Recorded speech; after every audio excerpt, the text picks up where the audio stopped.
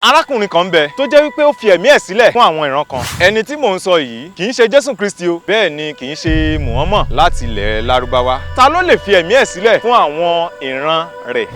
Ìlú tí ẹni náà wà àti orílẹ̀-èdè tó wà.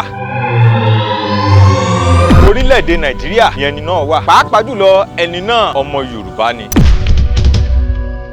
Ẹni tí mò ń wí jẹ́ ẹ mọ orúkọ rẹ̀, ó ṣàjòjì àmọ́ òótọ́ ni. Ẹ káàbọ̀ sí ìlú Ìjẹ̀bú Òde.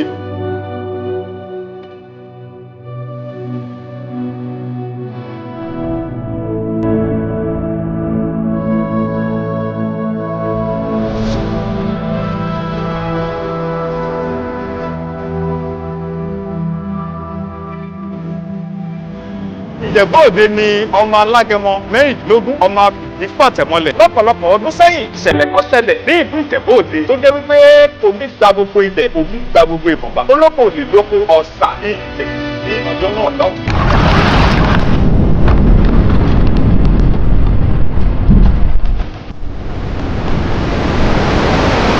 Ọjọ́ táwọn yìí ní ìgbà tí omi gba gbogbo ìlú yìí, àwọn babaláwo wá gbé ifá jọlẹ̀. Ẹnì kìíní tó dá ifá, ó rí nǹkan tó wà lójú ọ̀pẹ̀lẹ̀ kò lè sọ. Ẹnì kejì tó dá náà, ó rí nǹkan tó wà lójú ọ̀pẹ̀lẹ̀ kò lè sọ. Èyí tó jẹ́ olórí wọn wá bọ́ síbẹ̀ wípé ilẹ̀ rí lójú ọ̀pẹ̀lẹ̀, ẹ jẹ́ kí n dá ifá náà fúnra mi. Ó dá ifá náà lọ́jọ́ náà lọ́hùn. Ẹni tí a mọ̀ sí àràbà ló wá rí wípé òun gangan ni ifá mú. Ọ̀pèsè ẹ o. Ní ìgbà tí bàbá yìí wá rí pé òun gangan ni ifá mú, kò ṣe mí ní kò ṣe méjì, ó gbà láti fira ẹ̀ lẹ̀, láti fira ẹ̀ rúbọ. Ó kọ ìyàwó, ó kọ ọmọ, ó fọ ẹbí lóminú o. Pé kí ló dé tó jẹ́ pé bàbá yìí ló máa fi ẹ̀mí ẹ̀ sílẹ̀ láti bá ọ̀sà náà lọ lọ́jọ́ náà lọ. Ẹni tí mò ń wí jẹ́ ẹ mọ orúkọ rẹ̀. Ẹni tí mò ń wí ni ẹni Ṣẹ́mù Légùrù, olóore Ìjẹ̀bú, olóore Àwùjalẹ̀, olóore gbogbo ìmọ̀ba pátápátá. Ẹni náà wá gbà láti fi ẹ̀mí rẹ̀ sílẹ̀. Bàbá náà sọ wípé kó gbé ẹni ìfàfà wá, kó gbé ẹni ìfàfà wá. Wọ́n sì tó kankan pẹ̀lú àwọn nǹkan wọ́n sì tó papọ̀. Ó gbé tutù yẹn síwájú.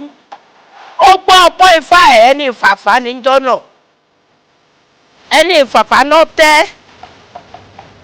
Tó ń pè ní ẹni àgbáfì ni wọ́n ń pe fàfà. Ẹni àgbáfì. Ó tẹ́. Ó gbọ́ ọ̀pọ̀ yẹn síwájú. Ó gbé fáìlì ọpọ́n ifá ẹ̀ sí. Yẹ̀rẹ̀ sí ẹ̀ wà ń bẹ̀. Rọ fáìlì. Ó mú dání. Ó mú aṣọ funfun ẹ̀. Ó sọ ó pa. Bẹ̀rù èyí. Ìṣà níbẹ̀ o, omi dẹ́wà níbẹ̀ o, omi wà ní ṣàyẹn nínú o, ẹja níbẹ̀ o, níbẹ̀ ń gbóyè ní o.